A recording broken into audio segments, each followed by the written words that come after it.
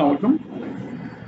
আম একজন উদ্যোক্তার জন্য আসলে আ ১ম যে obstacle অথবা ১ম যে স্টেপ তাকে অতিক্রম করতে হয়, সেটা মূলত বিজনেস স্ট্র্যাটেজি আ এবং স্ট্র্যাটেজির ইমপ্লিমেন্টেশন।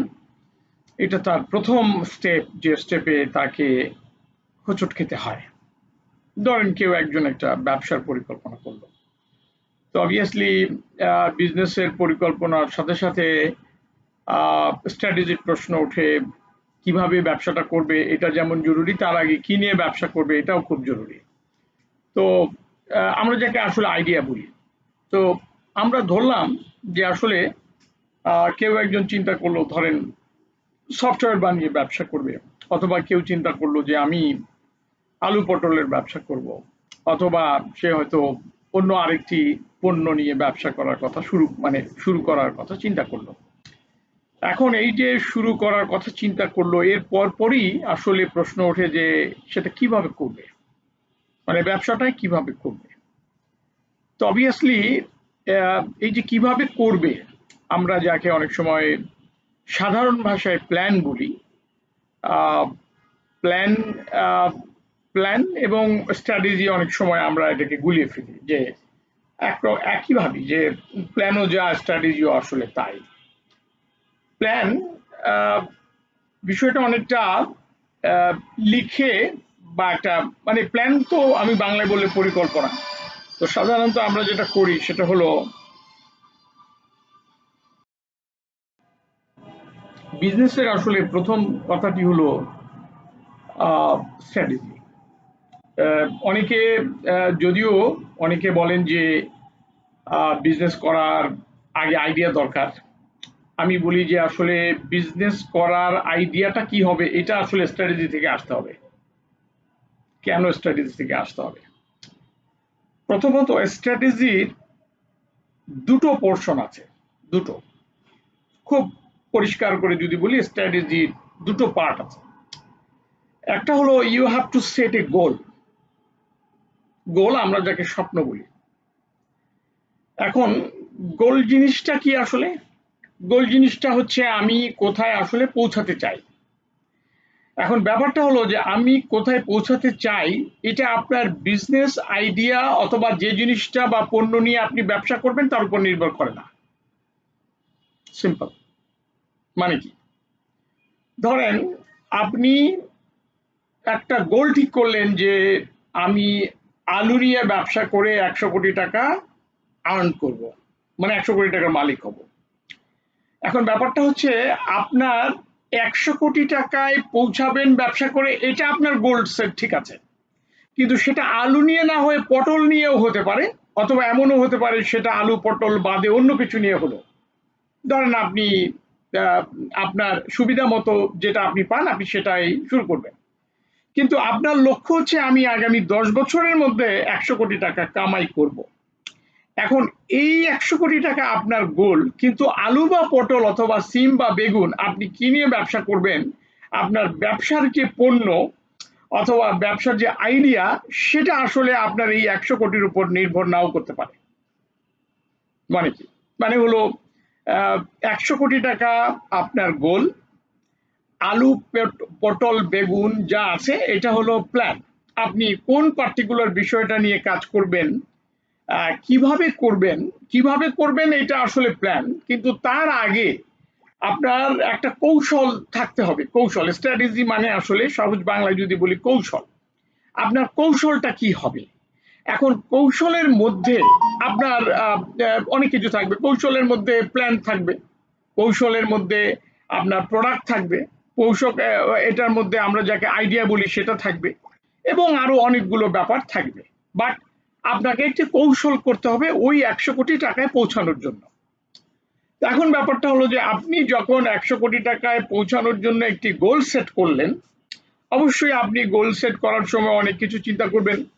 আপনার গোল সেট করার সময় আপনি অবশ্যই আপনাকে যতদূর সম্ভব গোল সেটিংটাও আপনাকে অনেক ভেবে চিন্তা করতে হবে, বিচার বিশ্লেষণ করে করতে হবে। আপনি এমনি এমনি হঠাৎ করে ১০০ কোটি টাকার কথা বলে দেবেন না। মানে আপনার মনে আসলো আপনি বলে দিলেন ঘটনাটা আসলে এরকম হলে আপনার সেটা গোল হয়নি, ইটস নট ইউর গোল। কারণ আপনাকে গোলের আগে অনেক কিছু চিন্তা ভাবনা করতে হবে। এরপরে আপনাকে চিন্তা করতে হবে আপনি গোলে কিভাবে পৌঁছাবেন, কোন কৌশলে আপনি গোলে পৌঁছাবেন। ধরা যাক আপনি আহ, আপনি অনেক ভেবে চিন্তে ঠিক করলেন যে আমার মনের একটা স্বপ্ন যে আমি আগামী 10 বছরের মধ্যে আমি এই পার্টিকুলার জায়গাটায় যেতে চাই। ধরেন সেটা হয়তো টাকার অঙ্কে আপনি 100 কোটি টাকা বলবেন না, কিন্তু এমন হতে পারে যে আপনি এটার সাথে আনুষঙ্গিক আরো অনেক কিছু চিন্তা করতে পারেন। আপনি চিন্তা করতে পারেন যে আমি যে ব্যবসাটা করব তার এরকম স্থিতি হবে, তার অনেকটা স্বপ্নের মতো, তার অফিস এমন হবে, তার ব্যবসার ধরন এরকম হবে। তো অফকোর্স আপনি আপনি আপনার জ্ঞানের বাইরে কোনো ব্যবসার ধরনের কথা চিন্তা করবেন না। আপনি আপনার জ্ঞানের মধ্যেই কোনো একটা ধরনের কথা চিন্তা করবেন, যা আপনি দেখেননি সেরকম কোনো কিছু একটা বিজনেসের ধারণা আপনি করবেন না। যে বিজনেস সম্পর্কে আপনার কোনো ধারণাই নাই অথবা আপনার মাথায় নাই, কোনো কিছুই আপনি জানেন না, সেরকম কোনো বিজনেস পরিকল্পনা আপনি করতে পারেন না, কারণ আপনি তো ওটা জানেন না। এর পরবর্তীতে কথা হলো যে আপনি যে গোলটা সেট করবেন, it is also very important. আপনাকে খুব জেনে শুনে বুঝে গোল এস্টাবলিশ করতে হবে। ইভেন এমনও হতে পারে যে আপনি একটা গোল এস্টাবলিশ করতে 2 বছর সময় নিলেন, আপনি কি করবেন এটা ঠিক করতে আরো অনেক সময় লেগে যেতে পারে। কারণ অফকোর্স আপনি যখন গোলে যাবেন সেই গোলটা রিয়েলিস্টিক চিন্তা করার সাথে সাথে আপনাকে এই কথাও চিন্তা করতে হবে যে আমার কাছে কি আছে। এবং এই পুরো প্রক্রিয়াটা অনেকটা আপনার অনেকটা ক্রমবর্ধমান প্রক্রিয়া, অথবা এটাকে যদি আমি বলি চলমান প্রক্রিয়া। তার মানে আপনি একটি গোল সেট করছেন, সাথে স্ট্র্যাটেজি ঠিক করছেন, আবার আপনি স্ট্র্যাটেজি ঠিক করতে গিয়ে দেখলেন যে সেট করা যে গোলটা এটা ঠিক হয়নি, আপনি আবার আপনি গোলে গিয়ে আবার হাত দিচ্ছেন, সেই গোল থেকে আবার আপনি স্ট্র্যাটেজিতে আসছেন, আপনি আবার প্ল্যান করছেন। এবং এই পুরো ব্যাপারটা যেটা আমি বলছি এটা এমনও হতে পারে চক্রাকারে আপনি অনেক দিন চালাচ্ছেন, এবং একটা পর্যায়ে আপনি হয়তো নিশ্চিত হলেন যে ইয়েস, আপনি যে গোলটা সেট করেছেন সেটা এখন আপনার কাছে সঠিক মনে হচ্ছে যে এইটা আমার জন্য একদম অ্যাপ্রোপ্রিয়েট একটা সঠিক গোল হবে। কারণ যতক্ষণ না আপনি বুঝতে পারছেন যে এটা কতখানি সঠিক, ততক্ষণ পর্যন্ত আসলে আপনি যেতে পারবেন না, অথবা আপনি আসলে নেমে পড়তে পারবেন না, অথবা মানে যতক্ষণ না আপনার এই গোলটা ঠিক হচ্ছে ততক্ষণ পর্যন্ত আপনি কোনো প্ল্যানও করতে পারবেন না। কারণ প্ল্যান করার জন্য আপনার এই গোলটা স্পেসিফিক হতে হবে। কারণ প্ল্যান হলে পরেই আপনি অনলি বলতে পারেন যে আমি এখন প্ল্যান করেছি, আমার এখন প্ল্যান অলরেডি ডান, এবং এইটা নিয়ে আমি বিজনেস করব, সেট গোল হয়ে গেছে। তার মানে গোল সেটিং আপনি করবেন। এখন গোল যখন আপনি সেট করলেন, এবং অলরেডি বলা হলো যে এটা একটা আইটারেটিভ প্রসেস, আপনাকে অনেকবার এই প্রসেসটা করতে হবে, এটা 1-2 বার না, অসংখ্য বার, এটা 1000 বার হতে পারে, এটা লাখ বার হতে পারে। আপনি আপনি গোল সেট করবেন, দেখছেন আপনার স্ট্র্যাটেজিটা ঠিক হচ্ছে কিনা, আবার আপনি গোলটা চেঞ্জ করলেন, এইভাবে করে একটা পর্যায় পর্যন্ত কাজে নামার আগে আপনি এটা সেট করবেন। এখন প্রশ্ন হচ্ছে আমরা স্ট্র্যাটেজি কাকে বলে, এটা সংজ্ঞায় বললাম যে স্ট্র্যাটেজি হচ্ছে গোল সেট করা এবং সেই গোলে পৌঁছানোর জন্য যা কিছু আছে তার সমস্ত কিছুর ব্যবস্থা করা। তার মানে সমস্ত কিছু প্ল্যান করা, মানে আপনি করে ফেলেছেন এমন না, কিন্তু সবকিছুর ব্যবস্থা করা, এটাকে স্ট্র্যাটেজি বলে। এখন এই যে ব্যবস্থাপনাগুলো, এটার মধ্যে কি থাকবে? এটার মধ্যে প্রাইমারিলি আপনার 4টা জিনিস থাকতে হবে। তার মানে আপনাকে স্ট্র্যাটেজি বানাতে গেলে, কৌশল নির্ধারণ করতে গেলে আপনার অবশ্যই 4টে জিনিসের প্রয়োজন হবে। সেটা কি কি? প্রথম হচ্ছে আপনার স্ট্রেংথ কি আছে, আপনার স্ট্রেংথ। এখন এই স্ট্রেংথটা, আপনার স্ট্রেংথ বলতে কি বোঝায়, এটা অনেক বড় ব্যাপার, খুব ছোটখাটো না। আপনার স্ট্রেংথ কি এটা আপনাকে এক্সপ্লোর করতে হবে প্রথমে। আপনি আসলে কোন বিষয়ে এক্সপার্ট এটা আপনাকে জানতে হবে।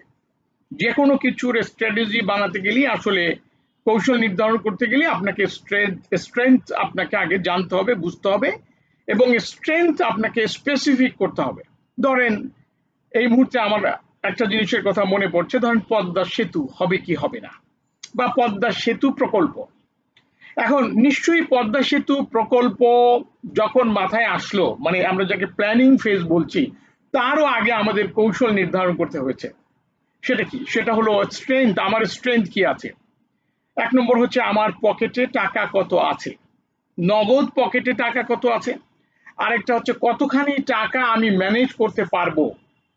এখন আমি যে ম্যানেজ করতে পারবো সেটাও স্ট্রেংথ, সেটা এখন নাই কিন্তু আমার এবিলিটি আছে এটা ম্যানেজ করার। তো এখন ধরেন সেখানে আমরা বুঝতে পারছি হয়তো 5 বছর 4 বছর বাংলাদেশের যে সারপ্লাস অ্যামাউন্ট আছে সেটা মানে একত্রিত করে কত টাকা হবে, এখন কত টাকা আছে, এবং তারপরের প্রশ্ন হচ্ছে আমাকে টাকা কে কে দেবে। এটাও একটা স্ট্রেংথ যে ইনি আমাকে টাকা দিতে পারে এবং এই কারণে টাকা দিতে পারে, মানে মূলধনের সংস্থান কোত্থেকে হবে সেগুলো আস্তে আস্তে তাকে ঠিক করতে হয়েছে। এবং আপনি জানেন যে সেখানে স্ট্রেংথে অনেক, বাংলাদেশের যে ডিবেটটা ছিল যে পদ্মা সেতু আমরা করতে পারবো কিনা, আপনারা জানেন যে সেখানে সবচেয়ে বড় যে ডিবেট ছিল সেটা হচ্ছে যে আমাদের আসলে স্ট্রেংথ কি আছে, স্ট্রেংথ ডিবেট, যে আমার আসলে শক্তি কতটা। তো অনেকে বলছিল যে আমার শক্তি হচ্ছে আমার যে জিডিপিতে সারপ্লাস অ্যামাউন্ট সেটা আমার শক্তি। অনেকে বললো যে না, জিডিপিতে সারপ্লাস অ্যামাউন্ট সেটাই আমার শক্তি না, আমি অন্য মানে আর কোনো সোর্স থেকে টাকা পয়সা পাই কিনা সেটা আমাকে দেখতে হবে, এবং এই সোর্সটা ধরে অনেকে হিসাব করলো যে আমাদের স্ট্রেংথ এরকম এতটা বড়, এবং সেই স্ট্রেংথের ভিত্তিতে তার পরবর্তীতে আস্তে আস্তে আস্তে আস্তে ডিগ ডাউন করে ওকে আরো বিষয়গুলো তখন সামনে আসলো। তার মানে কি মূল বিতর্ক ছিল আসলে আমাদের স্ট্রেংথে, যে আমাদের আসলে শক্তি কতটা, আমাদের শক্তি আসলে কতটুকুকে আমি শক্তি বলবো। এখন প্রশ্ন হচ্ছে আপনি বলতে পারেন যে আমার পকেটে যে টাকা আছে সেটাই তো আমার শক্তি। নো, আরেক দল বলতে পারে যে ভাই আমি যে টাকাটা আছে সেটা তো শক্তি আছেই, কিন্তু কারো কাছ থেকে আমি টাকা নিতে পারি কিনা এটাও একটা শক্তি। তার মানে আমি যে টাকা নিতে পারি, able to take money, able to borrow money, এটাও আমার একটা শক্তি। তার মানে ওকে তার পরবর্তীতে আমার অন্যান্য উৎস থেকে আমি আরো কিছু নিতে পারি কিনা, যেমন সরকারের সেই সময় একটা স্ট্রেংথের একটা দিক ছিল, সরকারের নিজের টাকা হয়তো নাই কিন্তু সে তখন অনেকভাবে চিন্তা করছিল যে ব্যাংকে কোনোটা মানে ব্যাংকে স্থিতি অবস্থা আছে এরকম টাকা কত আছে, অথবা ইন্স্যুরেন্সের কাছে স্থিতিতে আছে এরকম কত টাকা আছে, অথবা অন্য কারো পকেটে কত টাকা আছে সেই টাকাগুলোকেও সে কিন্তু নিয়ে চিন্তা করেছে। তার মানে তার চিন্তার মধ্যে কিন্তু এই বিষয়গুলো ছিল। এরপরে আসলো কি, এরপরে আসলো যে আভ্যন্তরীণ যে সম্পদ সংগ্রহ, এর পরবর্তীতে আসলো যে মানে আভ্যন্তরীণ সম্পদ তো আসলে টোটালটাই টাকা, আমরা বুঝতে পারছি টোটালটাই টাকা, তার মানে in the form of money, মানে টাকা। এখন প্রশ্ন হচ্ছে টাকা দিয়ে তো আপনি আসলে পদ্মা সেতু করতে পারবেন না, আপনাকে পদ্মা সেতু করতে গেলে আন্তর্জাতিক মুদ্রা দরকার। তার মানে আপনার যে স্ট্রেংথ, মানে আপনার যে স্ট্রেংথ সেইটা বিবেচনা করতে গিয়ে আপনাকে এখন অনেক কিছু চিন্তা করতে হচ্ছে এবং অনেক জ্ঞান খাটাতে হচ্ছে যে আসলে আমার স্ট্রেংথ কত। এবং আপনারা জানেন যে এটা নিয়ে বিশাল বিতর্ক ছিল, এবং আমাদের সেই সময়ে সচিব, সেই সময়ের মন্ত্রী অথবা সেই সময়কার প্রধানমন্ত্রী, এই সমস্ত কিছু তখন কিন্তু ইনভলভ ছিল এটার মধ্যে, এবং তারা কিন্তু চিন্তা করেছিল যে আমাদের স্ট্রেংথ কত এইটা নিয়ে বিতর্কের মধ্যে আমরা জানি যে সেই বিতর্ক করতে গিয়ে একটা পর্যায়ে হয়তো তৎকালীন প্রধানমন্ত্রীকে বলতে হয়েছে যে আপনাদের যে হিসাবগুলো আছে সেই হিসাবগুলো আমরা মানি না, এই হিসাবের বাইরেও কিছু হিসাব আছে। কি হিসাব সেটা? উনি কিছু হিসাবের প্রেডিকশন করলেন, উনি বললেন যে ইয়েস, আভ্যন্তরীণ সম্পদের বাইরে আমরা আন্তর্জাতিক সম্পদও সংগ্রহ করতে পারি, যেই সম্পদটা আসলে আনসার্টেন ছিল। এবং আপনারা জানেন যে এই আনসার্টেন সম্পদকে উনি কিন্তু সম্পদের হিসাবের মধ্যে ঢুকিয়ে ফেলেছেন, এবং সেটা ঢোকানোর পরবর্তীতে উনি আসলে ম্যাথমেটিক্যালি প্রকাশ করলেন বা প্রচার করলেন যে ইয়েস, সেই প্রেডিকশনের ভিত্তিতে বলা যায় যে আমাদের স্ট্রেংথ এতটা আছে, যেই স্ট্রেংথের বিবেচনায় আমি পদ্মা সেতুর মতো প্রজেক্টে হাত দিতে পারি। তার মানে যে কোনো প্রজেক্টে, এটা শুধুমাত্র আপনি একটি ব্যবসা করতে যাচ্ছেন সেখানেই আপনাকে স্ট্রেংথ চিন্তা করতে হবে এমন না, আসলে আপনি মেয়ের বিয়ে দিচ্ছেন সেখানেও কিন্তু আপনাকে স্ট্রেংথ চিন্তা করতে হবে। অথবা আপনি সে ফর এক্সাম্পল আপনি জাপানে পড়াশোনা করতে যাবেন, তো আপনি যে জাপানে পড়াশোনা করতে যাবেন সেখানে ওকে ওই জায়গায়ও কিন্তু আপনার স্ট্রেংথ দরকার। তো ওই স্ট্রেংথের মধ্যে আপনি এটাও কিন্তু চিন্তা করেন যে আমি এখন যে 10 লাখ টাকা দিতে পারছে আমার বাবা মা, তার বাইরে আমি জাপানে গিয়ে যে কাজ করতে পারবো, ওই যে কাজ করতে পারার যে এবিলিটি, দিস পার্টিকুলার এবিলিটি, ওইটাকে কিন্তু আপনি স্ট্রেংথের মধ্যে বিবেচনা করেন। কারণ ওই বিবেচনা করার পরেই কিন্তু আপনি তখন আভ্যন্তরীণ সম্পদ, আন্তর্জাতিক সম্পদ সবকিছু সংগ্রহ করে আপনি কিন্তু তারপরে ভিসার জন্য দাঁড়ান। তার মানে এগুলো যতক্ষণ পর্যন্ত আপনি কনভিন্স না হচ্ছেন যে ওখানে গিয়ে আমি একটি চাকরি পাবো কিনা, সেই চাকরি পাওয়ার যোগ্যতাটাও আমার একটা স্ট্রেংথ, এবং সবকিছু বিবেচনা করে আপনি যখন দেখেন যে হ্যাঁ আমি ভর্তির টাকাটা দিলে পরে ওখানে যাওয়ার পরে প্লেন ফেয়ার দিয়ে যখন আমি যাব, অথবা 6 মাস আমি যখন পড়াশোনা করব, তার পরবর্তীতে আমি যে চাকরির ব্যবস্থা করতে পারবো, সেই ব্যবস্থাপনা থেকে আমি বাকি 4 বছরের খরচ মেটাতে পারবো। যতক্ষণ পর্যন্ত আপনার মন এ ব্যাপারে পরিষ্কারভাবে সায় না দিচ্ছে, ততক্ষণ কিন্তু আপনি জাপানে যাওয়ার পরিকল্পনা করবেন না। আপনি কেবলমাত্র জাপানে যাওয়ার পরিকল্পনা তখনই করবেন যখন আপনি এই বিষয়গুলোতে কনভিন্স হবেন। এই অংশটুকু আমরা বুঝলাম। এর পরবর্তীতে প্রশ্ন আসে যে ঠিক আছে, তাহলে আমি স্ট্রেংথের মধ্যে কি কি বিবেচনা করব? অবশ্যই আমি বিবেচনা করব, আমি বলবো যারা ইয়াং আছেন অথবা যারা মিডল এজে যারা বিজনেস শুরু করতে চান, আসলে এন্টারপ্রেনিয়রশিপের কোনো পার্টিকুলার বয়স হয় না। আমরা একটা একটা বিষয় দেখি যে অধিকাংশ জায়গায় অধিকাংশ মানুষেরই ধারণা যে একেবারে ইয়াং বয়সের মানুষ মানে 19-20 বছর বা 22 বছরের মধ্যেই তাকে এন্টারপ্রেনিয়র হতে হবে। আসলে এই ধারণাটার মধ্যে গলদ আছে। আসলে মানুষ তার মৃত্যুর আগ পর্যন্ত যে কোনো পর্যায়ে যে কোনো উদ্যোগ উনি শুরু করতে পারেন। অফকোর্স ওনার উদ্যোগ শুরু করার আগে তিনি তার স্ট্রেংথ বিবেচনা করবেন, উইকনেস বিবেচনা করবেন, এবং তারপরে তার অপরচুনিটি বিবেচনা করবেন, তার থ্রেট বিবেচনা করবেন, এগুলো সবগুলোই সে বিবেচনা করবে। আচ্ছা, তো যাই হোক, আমি স্ট্রেংথে এখনো আছি। তো আমি যে কথাটা পরিষ্কার বলতে চাই যে আপনার স্ট্রেংথ যখন আপনি বিবেচনা করবেন এবং স্ট্রেংথ যখন আপনি এক্সপ্লোর করবেন, অবশ্যই সে স্ট্রেংথের বিবেচনার সাথে সাথে আপনাকে এই বিবেচনাগুলো করতে হবে যে আপনার পারিপার্শ্বিক স্ট্রেংথ কি আছে। মানে কি? মানে হলো, প্রথম কথা হচ্ছে আপনার নিজের পকেটের পয়সা। আপনার কিছু পয়সা থাকতে পারে, নাও থাকতে পারে। ধরেন আপনার কাছে কোনো পয়সা নাই। অনেকে বলে যে আমার কাছে পয়সা নাই, তাহলে আমি একটা কারবার কি করে সংগঠন করব। ইউটিউবে এখন এখন এখন অনেক ভিডিও আছে, যে ভিডিওগুলোতে আমরা দেখি অনেক মানুষ তার জীবনে একেবারেই কোনো পয়সা ছাড়াই তিনি ধার কর্জের উপরে ব্যবসা শুরু করেছেন। এরকম ঘটনা আছে। অনেকেই আছে একেবারে নিজের কিছু নাই, উনি ব্যাংক লোনের উপরেই পুরোপুরিভাবে তার ব্যবসা বা তার কারবার সংগঠন করেছেন। এরকম ঘটনা ইউটিউবে অহরহ পাওয়া যায়। আমি কারো নাম উল্লেখ করছি না, আপনারা নিজেরাই এটা you can see this by your own eyes. আপনি একটু সার্চ করলেই এরকম অনেককে পেয়ে যাবেন। যাই হোক, আমি যেটা বলতে চাচ্ছি যে আপনার পকেটে পয়সা নাই, ঠিক আছে, এই অংশটা নাই, কিন্তু এমন হতে পারে যে আপনি চাইলে ব্যবসার টাকা জোগাড় করতে পারবেন। এখন প্রশ্ন হচ্ছে সেই টাকা কত, এটা আপনাকে চিন্তা করতে হবে। ধরেন আপনি চাইলে 1 লাখ টাকা লোন নিতে পারেন। তো অফকোর্স আপনি এই 1 লাখ টাকা লোন নেওয়া, 1 লাখ টাকাকে স্ট্রেংথ বিবেচনা করে আপনি আগাতে পারেন। অনেকে বলতে পারে যে না, আপনি আরেকজনের কাছ থেকে লোন নিয়ে ব্যবসা শুরু করবেন, এইটা কি ভালো হচ্ছে? আমি একটি কথা খুব দ্ব্যর্থহীনভাবে বলতে চাই যে এখানে চারপাশে আমরা অনেক ভিডিও এরকম দেখি, যেখানে দেখা যাচ্ছে যে নিজের পকেটে পয়সা নাই, কিন্তু উনি ধারকর্য করেও অনেক বড় বড় কারবার উনি সংগঠন করেছেন। তার মানে কারবার আরেকজনের টাকায় সংগঠন করা যাবে না এমন কোনো কথা নেই। তার মানে আরেকজনের টাকাকে আপনি স্ট্রেংথ বিবেচনা করতে পারেন যদি আপনার কাছে মনে হয় যে উনি আপনাকে টাকা দিতে পারে। এটা হলো 2 নম্বর। 3 নম্বর, অবশ্যই আপনার আরেকটা স্ট্রেংথের মধ্যে পড়বে আপনার আপনার চারপাশের অবস্থা কি। মানে কি? মানে হচ্ছে, ধরা যাক আপনি একটি পরিবারের বড় সন্তান। এখন আপনার বাবা চাকরি চলে যাচ্ছে বা চাকরি শেষ হয়ে যাচ্ছে। সে ফর এক্সাম্পল আগামী 5 মাসের মধ্যে তিনি রিটায়ারমেন্টে চলে যাবেন। এখন এই যে বাবা 5 মাসের মধ্যে রিটায়ারমেন্টে চলে যাবেন, তাহলে আপনাকে এখন এটা চিন্তা করতে হবে যে 5 মাস পরে আপনার বাবা যখন রিটায়ারমেন্টে যাবে, ততদিনে আপনার ব্যবসাটা সংগঠিত নাও হতে পারে। এখন তারপরে আপনার সংসার চালানোর জন্য, হাল ধরার জন্য আপনার ডাক পড়বে কিনা।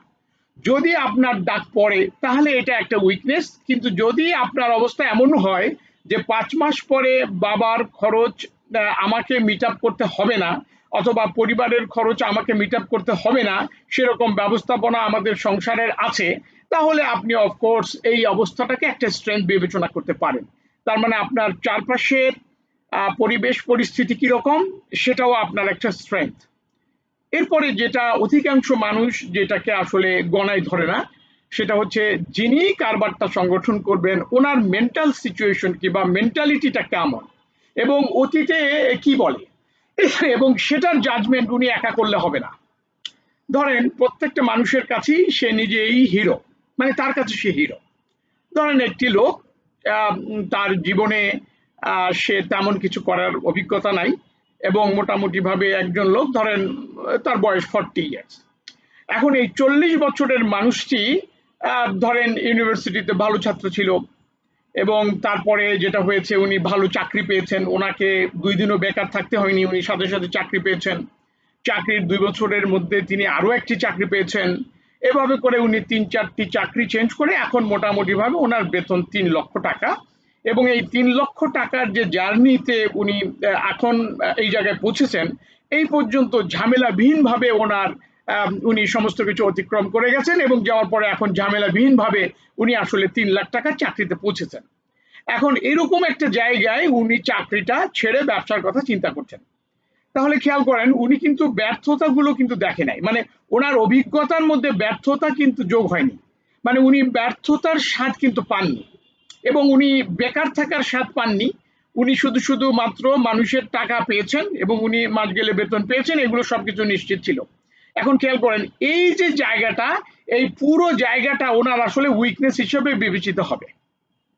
মাস গেলে বেতন পাওয়া একজন এমপ্লয়ির জন্য স্ট্রেংথ, মাস গেলে বেতন পাওয়া একজন এন্টারপ্রেনিউর যিনি ব্যবসা শুরু করতে যাচ্ছেন তার জন্য এটা একটা উইকনেস। কেন? প্রথম কথা হচ্ছে যিনি বেতন পেয়ে অভ্যস্ত, ওনার মেন্টাল অথবা ওনার সাইকোলজিক্যাল একটা স্ট্যাটাস আছে যে আমি মাস গেলে বেতন পাবো। তার মানে ঘটনা যাই ঘটুক আমি বেতন পাবো এবং আমি প্রতি মাসে বেতন পাই। যিনি প্রতি মাসে বেতন পান উনি এই স্ট্যাটাসটা কল্পনাই করতে পারবেন না যে আমি যখন থেকে এন্টারপ্রেনিউর তখন থেকে আমি আসলে বেতন পাবো না। এখন এই বেতন না পাওয়ার বিষয়টা কি আমি হজম করতে পারবো কিনা এবং ওই স্ট্রেংথ বা মানসিক শক্তি কি ওনার আছে যে ওই বেতন না পাওয়া অবস্থাতে উনি নিজেকে ঠিক রাখতে পারবেন। কারণ আসলে মানে এক্সটার্নাল ঠিক রাখার তাই মানে চেয়ে ইম্পর্টেন্ট বিষয় হচ্ছে উনি কি নিজেকে ঠিক রাখতে পারবেন কিনা।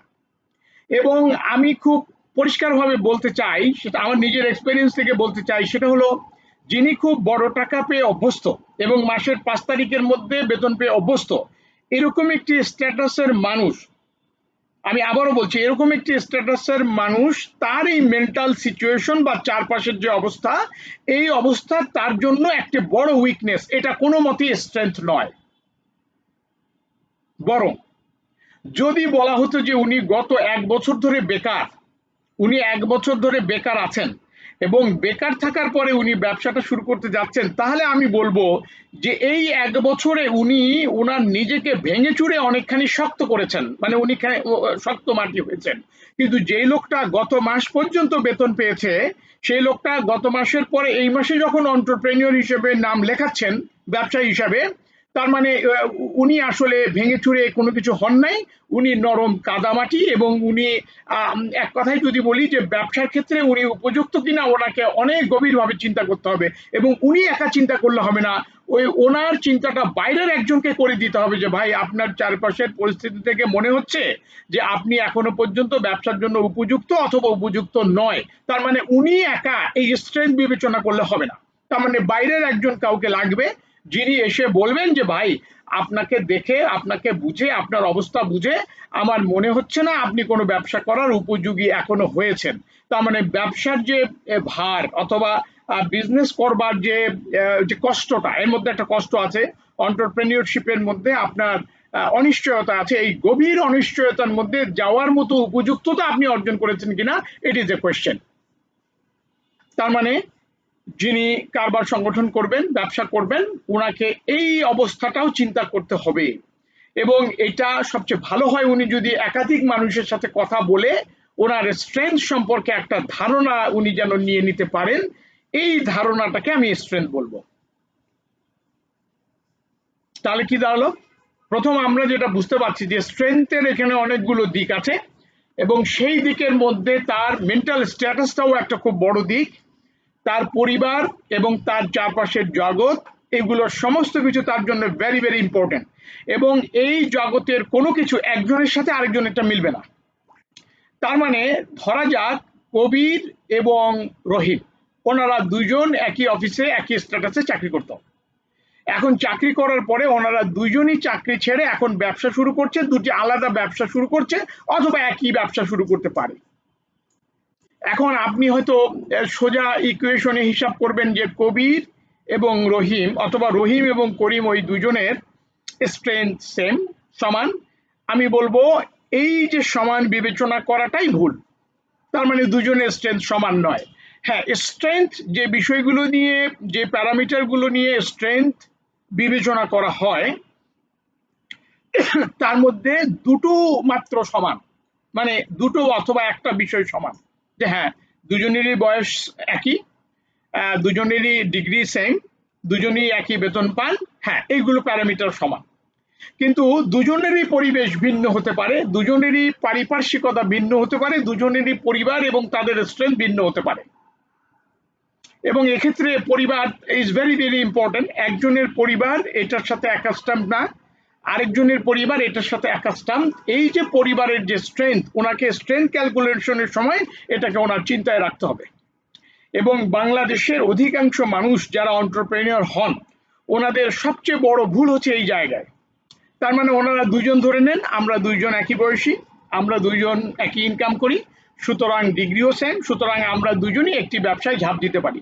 তো এখানে ঘটনা হচ্ছে আপনি এখানে দুইজন লোক, একজন লোক ধরেন লোহা, আরেকজনের ওকে একজন লোহা হয়েছে ধরেন লোহা সামহাউ, আরেকজন ধরেন মাটি।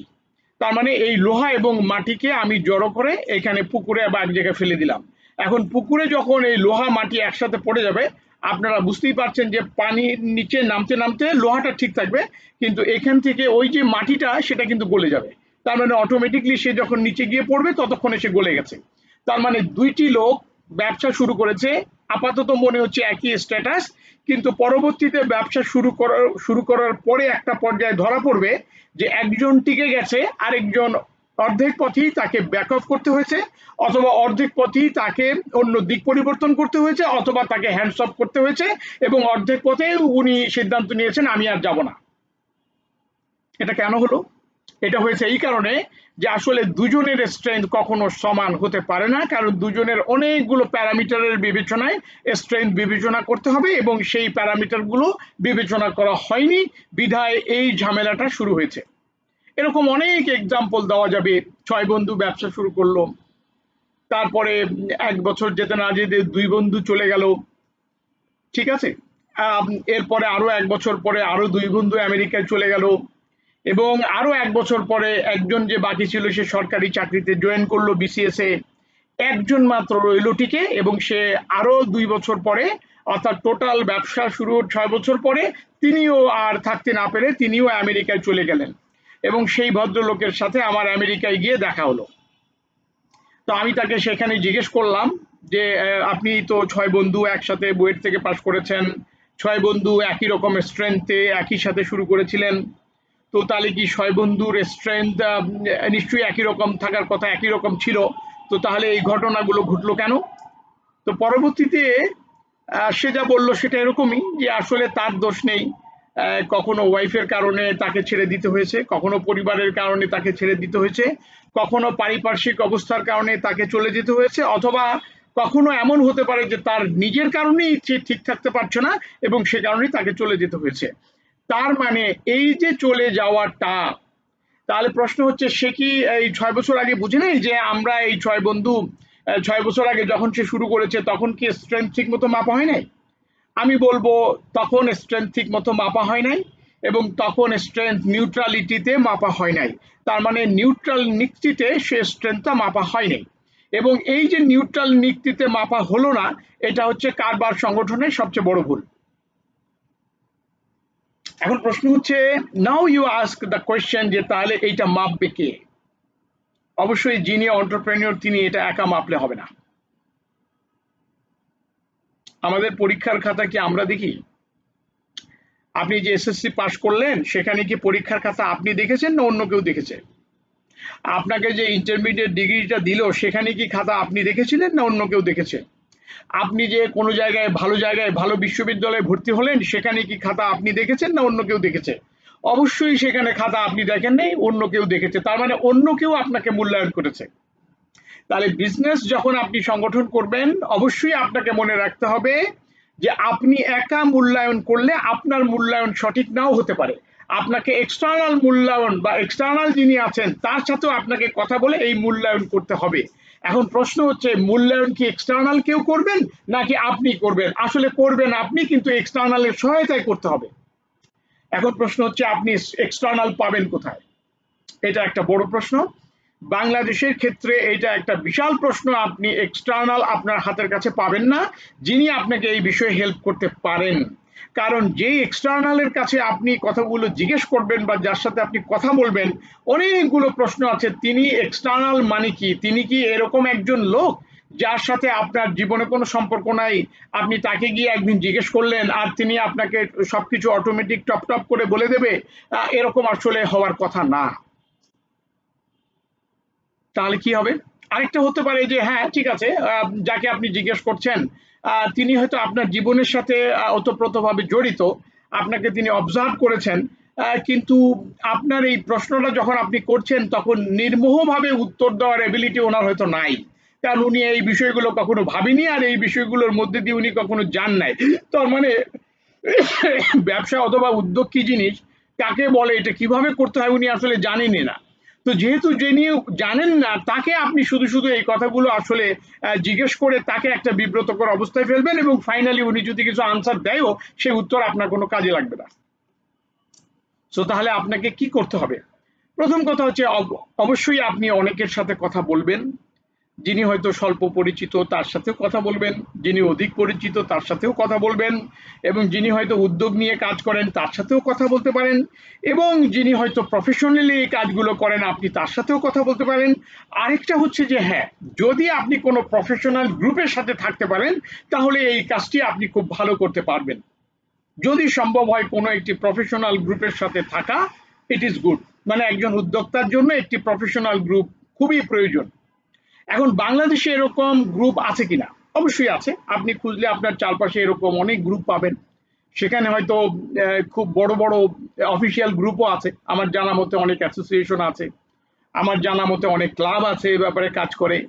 অথবা ওকে আমরা রোটারি ক্লাব, লায়ন্স ক্লাব, তারপরে এরকম অনেকগুলো প্রফেশনাল ক্লাব এখন বাংলাদেশে কাজ করছে। আপনি সেখানেও এরকম অনেক লোক আপনি পেয়ে যাবেন, যে লোক আপনার আপনার সাথে ওঠা বসা করার মাধ্যমে আপনার ব্যাপারে তাদের মধ্যে একটা ধারণা তৈরি হবে। আপনি সেরকম কোনো গ্রুপের সাথে থাকতে পারেন যার দ্বারা আপনি আসলে একটি সঠিক মূল্যায়ন, আপনার নিজের ব্যাপারে একটি সঠিক মূল্যায়ন পাবেন। তো আজকে আমরা স্ট্রেংথের একটা পোর্শন আমরা আলোচনা করলাম। বাকি ভিডিওতে আমরা স্ট্রেংথের বাদ বাকি যে বিষয়গুলো আছে সেটা আমরা আলোচনা করব, এবং আমরা এই স্ট্র্যাটেজি এর উপরে হয়তো আমাদের 4-5টা সেশন বা তার বেশি সেশনও আসলে দরকার হতে পারে। আমরা এই পুরো বিষয়টাকে আসলে পুঙ্খানুপুঙ্খ আলোচনা করতে চাই। তো আমার আর্গুমেন্ট থাকবে, আমার চাওয়া থাকবে, যদি সম্ভব হয় তাহলে আমাদের কোনো একটি বিষয়ের যতগুলো সেশন বা লেকচার হবে সবগুলো যদি আপনি শুনতে পারেন তাহলে একটা পূর্ণাঙ্গ চিত্র আপনি পাবেন, যেটা আপনার কাজে আসবে।